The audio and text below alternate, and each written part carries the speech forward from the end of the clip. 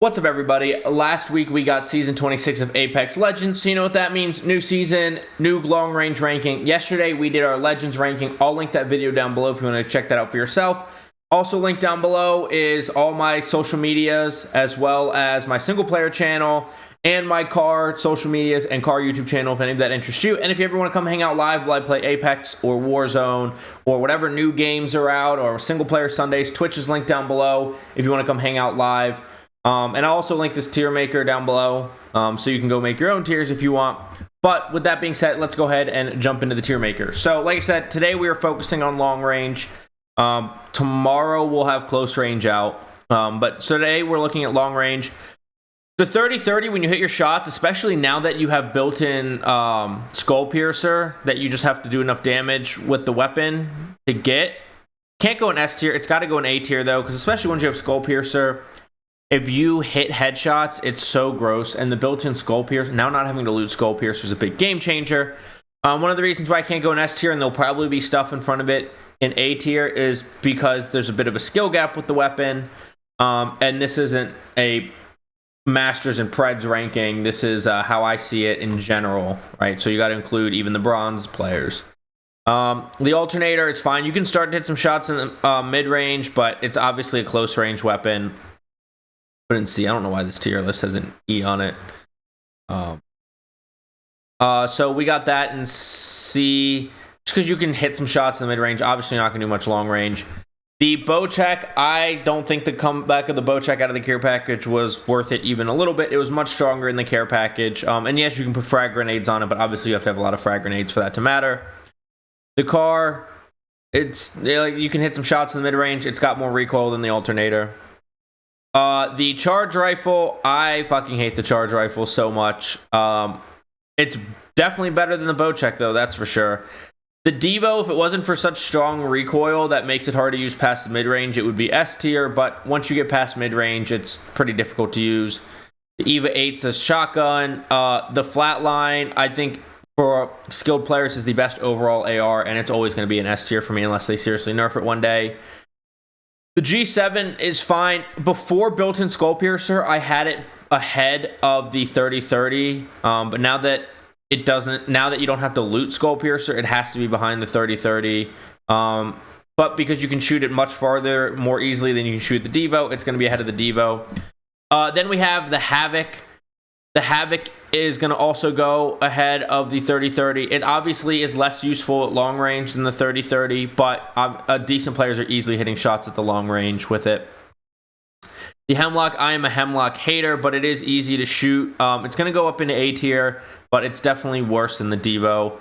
The Kraber is always making it S tier. Guns get penalized for care package rarity on my rankings, but in the hands of a good player, or anybody that has experience with the Kraber, like I avoid the Kraber, so I'm extra bad with it, but it's just so devastating. I can't not put it at the top. The L-Star, I actually favor the L-Star over all other LMGs. We're going mid and long range here, so I'm going to put it, I like it more than the Havoc. In the long range, I think it's easier, but in the mid range, it's definitely not as good as the Havoc. It's going to go here at A. I do think it's the best LMG, though. I am a big hater of the longbow. The longbow is going to go in B tier. I would much rather use the 30-30 in the G7 than the longbow. Mastiff is going down D tier. Same thing with the Mastiffs. The Nemesis, I have lessened my hate on the Nemesis and I've started to use it more. That being said, I cannot put it ahead of the Flatline. It does go ahead of the Kraber though. P20s not only are care package, but they're akimbo, and the regular P20 is no longer on the ground. Akimbo is not great in long range, but it's certainly better than the shotguns. The PK, and let me go ahead, I'm going to put the Mozams ahead of everything else because the singular Mozam actually has pretty decent range. The PK out of the care package doesn't do shit at range. The Prowler is going right up in the C tiers because it can go into the mid range a little bit. Can't do too much in the long range, but it is better than the alternator and the car in the mid range. The R3, I'm still putting ahead of the Nemesis. I still put it number one. A lot of people would say the R3 is bad, but it is just so easy to shoot. The worst players can shoot an R3 straight, and the best players don't miss a shot. And the Flatline would be ahead of it if the Flatline was a little more friendly to bad players. The R9's going right in there in the C tier again. The Rampage, when you have a Thermite, S tier. When you don't have a Thermite, A tier. And because the 3030, I'm actually going to put it all the way down here because of the need for a Thermite. Because the 3030 has Skull Piercer built in now, it's going to be hard to dethrone that. The RE45 is going to shine in the close range tiers. It's actually surprisingly decent in the mid range, but it's going into C tier. Sentinel is the best non-care package sniper. You do have to charge it up. I can't put it ahead of the 3030 right now. I just can't because the 3030's got that built-in Skull Piercer, which once you have the weapon get enough, was it hop-up points or whatever, you have Skull Piercer permanently on it, and it doesn't take that long if you're just poking people with 3030 to get Skull Piercer. Then we have the most mid LMG, the Spitfire. It's certainly not the hardest to shoot. It's not the and it doesn't have the best time to kill, but it's certainly easier to shoot than the Devo, and I'm just not a fan of G7. We're going to put it ahead of the Rampage just because the Rampage has to have Thermite. If the Rampage was always in its Thermite state, it would be way higher on this list. Then we have the Triple Take. It gets hurt for some care package rarity, but it is really good when you can get it. That being said, I'm going to put it behind the Sentinel. If it wasn't so rare, it probably would sit here anyways, but that's about where we're going to put it. The Volt is another thing that goes into the C tier because it's an SMG that you can use kind of in the mid-range. I've soured on where I think the Wingman is at this point in the long range, but it's pretty good in the mid-range. We're going to stick it at the bottom of A tier. I think I'm good with those weapon rankings.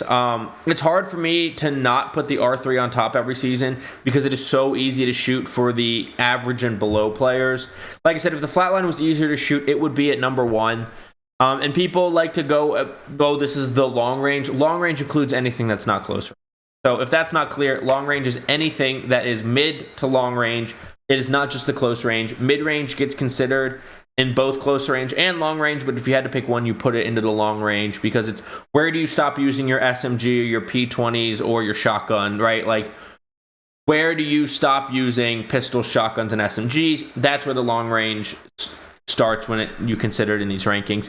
And people won't like that I put the R3 at number 1, but it's just undeniable how easy it is for everybody to use and how the best players just spray headshots with it, right? So that's my rankings. That's my reasonings why. If you didn't tell me the hop-up change was coming and you told me I was going to have the 30-30 in the top 5, I would tell you you're crazy. But here we are with the hop-up change, and the 30-30 gets placed there because of that. So let me know what you think about my rankings in the comments down below. And please don't forget to like, subscribe, and hit that notification bell if you like this type of content, Warzone content, game review content. If you like to see that, make sure you subscribe and hit that notification bell so you can see it first. And I will see you on Storm Point, Broken Moon, and daytime E-District. E-District's like my favorite map. Nighttime, though. Get frying. Have a good day. Bye.